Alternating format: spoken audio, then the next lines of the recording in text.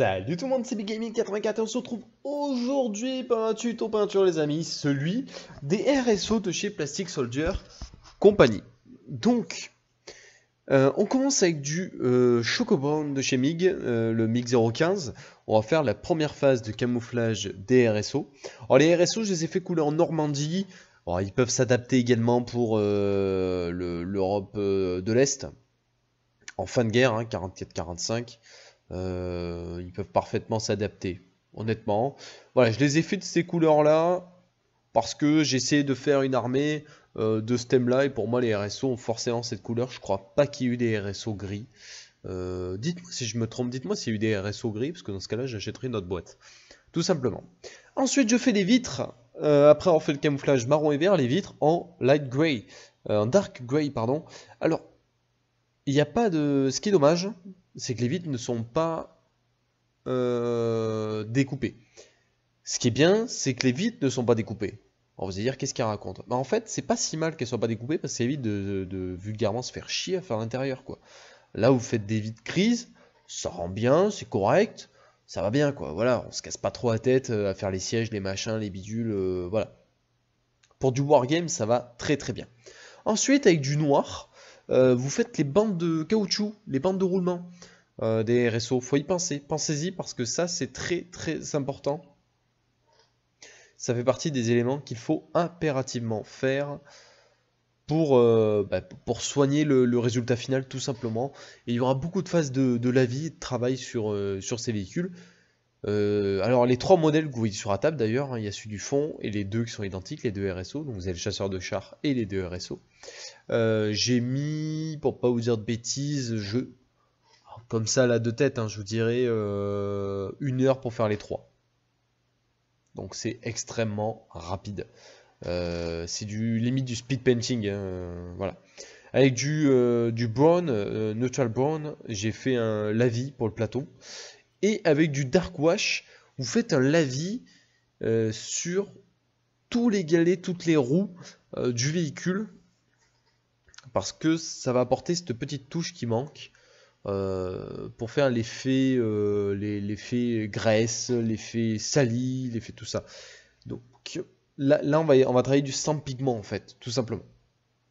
Donc faites bien les deux côtés évidemment. Je dis ça parce que des fois on est tellement dans autre chose qu'on oublie de faire un côté.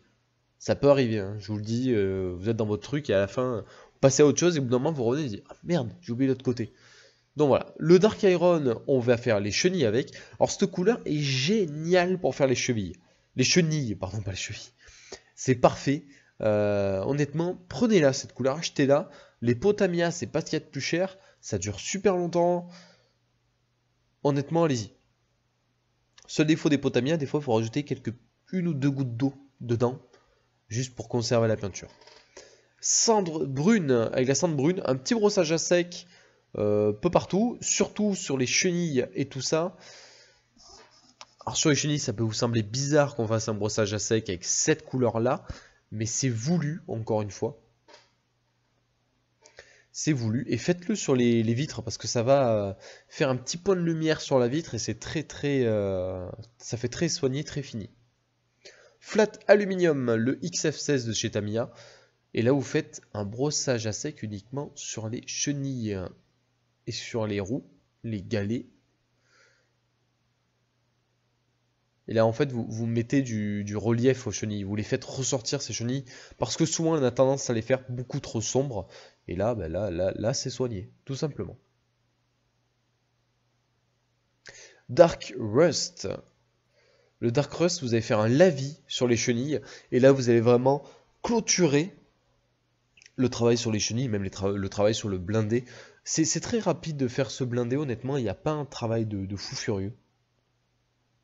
C'est vite fait, il n'y a pas de... Honnêtement, il n'y a pas un travail très compliqué. Ça se fait vite, et ça se fait bien. Donc, d'où 1 heure pour faire les trois. Alors peut-être qu'1 heure, je grossis encore le truc, hein. J'ai peut-être fait que 55 ou 50 minutes. Enfin voilà, moins d'1 heure, vous faites les trois blindés très largement. Et voilà le résultat final avec les bâches posées dessus, les figurines floquées. Alors les figurines, il n'y a pas de tuto peinture dessus parce que bon, Celles-ci, je les ai déjà faites en tuto, il n'y a pas de souci. Il y a énormément de servants dans la boîte, ce qui fait que vous en avez d'avance. Si jamais vous achetez des canons sans servant, ça peut être intéressant d'en avoir un peu plus dans d'autres boîtes. Et vous voyez, regardez les chenilles, le résultat est très sympa. Donc il n'y a pas de problème, c'est très facile. Honnêtement, la peinture est très rapide. Moi perso, je me suis régalé à le faire et je suis très content d'avoir ces deux modèles qui vont bientôt participer à un combat.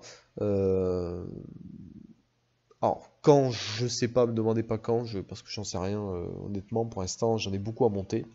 Donc voilà, bah écoutez, j'espère que ce tuto peinture vous a plu. N'hésitez pas à laisser un petit commentaire et à vous abonner, ça fait toujours plaisir. Et je vous dis à plus tout le monde.